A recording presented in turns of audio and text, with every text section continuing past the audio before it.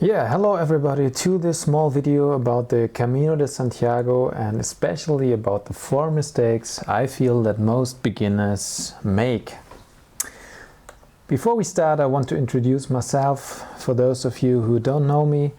I'm Christoph, I'm 28 years old right now, I'm from Germany, from Cologne, and what is my experience with the Camino de Santiago?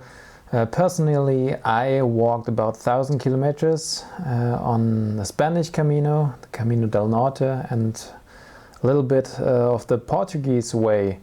And I've been to Santiago 2 times, as you can see on this picture.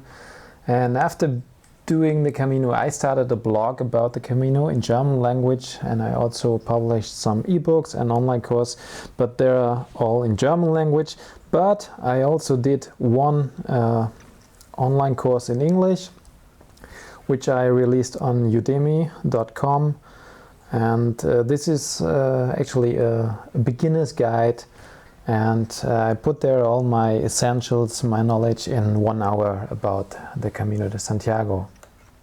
So let's start. I feel mistake number 1 most beginners do, of course, is they take too much weight in their backpack, and they forget that they carry their backpack about 8 hours every day on the Camino.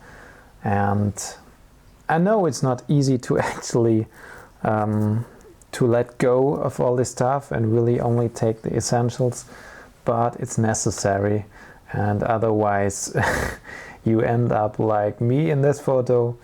Well, of course I didn't walk with this backpack, but I found it really funny, and so I had to take this picture. So there's actually a rule you can use to get started, and this rule says that the total weight of your packed backpack should not be more than 10% of your body weight. So let's continue, and I want to add that in addition to find your backpack and to get ready, I think it's necessary to actually make a compromise when you buy stuff, when you buy new equipment for your gear list. I think it's necessary to make a compromise between weight and price, because of course there is equipment which is super light and which is perfect for the Camino, but sometimes this equipment is really expensive, so you actually have to find like a compromise in the middle.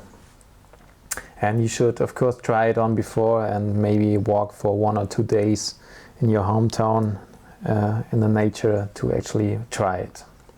So mistake number 2 most beginners make on the Camino de Santiago. I watched really so many people starting too fast, and I mean by this they start with 30 kilometers, sometimes more, on the first day, on the first 2 days, and it may not be a problem on the first day or on the second day, but finally on the 3rd day they are really exhausted, and they really feel like it's too much. And this is because they started too fast and too soon, and they didn't build it up, you know. So I always recommend on the first days, don't walk more than 20 kilometers, and take breaks, take it easy, and build it up slowly, so later on you can walk 25, 30 or even 35 kilometers, and you will find that you're not too exhausted afterwards. So mistake number 3 that a lot of pilgrims do on their first Camino is that they don't communicate their needs, and this is really challenging, I know. And by this I mean that, for example, you walk together with someone, with a partner or with a friend, and nobody can actually, or I feel like nobody will do this for weeks, all the time walking together, because everybody's different, and maybe you need a break now and your partner needs a break later, or maybe your friend wants to walk a little faster or you want to walk a little faster. And it's really, really important to talk about this and be honest to the other person, and just say what you need. Like, let's say you need some time alone, so you just say, hey, please, I need some few hours on my own, and we meet again in the next village or in the albergue in the evening. And if you try this, which is really not easy again, also for myself, but it's necessary to try it, I think, because otherwise you will end up really fighting, or maybe not fighting, but really being exhausted. And the Camino is a really good chance to actually try to communicate your needs, and you will find that the other one, usually it's no problem for them. They're really happy to know what's really going on with you. So let's continue. Mistake number 4 most people do on the Camino, most beginners, is they don't listen to their body. And it's a little bit like a summary of what the points I listed up before, but I feel I have to really point this out because it's so important. And I feel like, of course, the distances are heavy sometimes, especially for beginners walking 25 kilometers with a heavy backpack.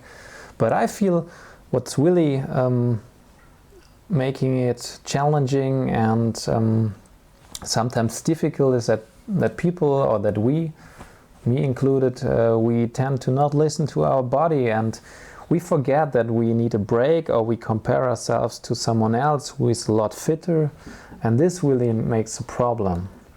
So I invite you, don't force yourself too much, take breaks, take care that you eat enough, that you drink enough water, especially in summer, and then really try to listen to your own rhythm, to actually walk your own pace and not compare yourself. And don't forget, it's a Camino, it's not a race. And I feel if you can put these things to work, then you will find it can be really fun, like you see me on the photograph walking the Camino de Santiago.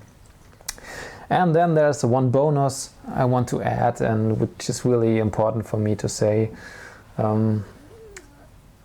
Yeah, it's a little bit funny because I wrote like this, make your own mistakes, but I think that's really what it is about. You can read a lot about Camino before you start your own travel, and it's good. I also did this, but what's in the end, I think you have to take what is important from these books and blog articles and videos you saw, and then forget it all and really go and do your own way and make your own experiences and make your own mistakes, because that's how you grow, you know.